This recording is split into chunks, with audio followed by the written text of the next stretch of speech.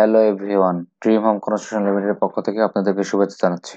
আজকে আমরা দেখব এক্সেল এর ডাটা কিভাবে নেভিগেট করা যায়। তো প্রথমে চলুন আমরা আমাদের এক্সেল ফাইলটা ওপেন করে নিই। হাজার হাজার ডাটার মধ্যে নির্দিষ্ট ডাটা নেভিগেট করতে পারা এক্সেল এর একটি বড় দক্ষতা। এখানে ধরেন অনেক বড় একটা কাজ আমাদের করা আছে, আমরা এটাকে নেভিগেট করতে চাই। তো সবচেয়ে বড় নেভিগেট টুল হচ্ছে আমাদের হরিজন্টাল এবং ভার্টিক্যাল যে স্ক্রল বারটা আছে, ওরা মাউস দিয়ে টেনে এটা ডানে বামে উপরে নিচে আমরা যেতে পারি। আবার আমাদের যে কিবোর্ড আছে, কিবোর্ডের ডানে বামে উপরে নিচে আমরা এক এক ঘর করে মুভ করে কাজ করতে পারি। আবার কিবোর্ডের উপরের দিকে যদি আমরা লক্ষ্য করি তাহলে দেখবেন যে পেজ আপ এবং ডাউন বাটন আছে, এটা এক পেজ করে উপরে এবং নিচে।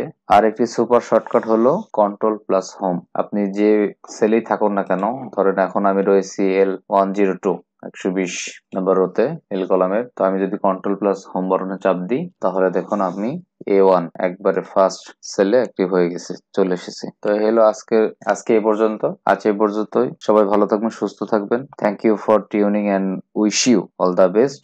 Become an Excel expert. Have a nice day. আল্লাহ হাফেজ। আসসালামু আলাইকুম।